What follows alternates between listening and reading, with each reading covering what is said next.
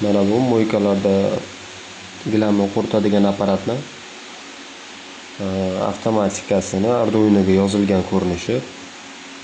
Mana bu yerda 4 ta relay bo'ladi. 4 ta relay bir bilan 3 plavniy pust zvezdada ishlab beradi. Bir bilan 2 keyin trigonlik o'tkazadi.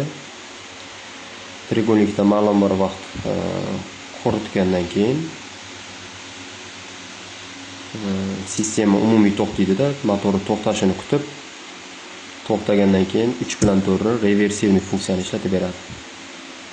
Keyin yana o'chib, o'z holiga qaytadi. Nuloviy положенияsiga. Bu yerda pust bilan stop knopka bor. Mana pust knopkani stop knopkani topolmadik. Stop knopkani o'zidan to'xtatib turamiz ana. Mana bu dastur ko'rinishi. Relayning sxemasini yig'madim, juda ko'payib ketar ekan. Rasmda joylab qo'ydim. Tushunadigan elektriklar esa ko'rib oladi. Qaysi birida yiqqan yaxshi? Arduino Megadami yoki relayning sxemadami?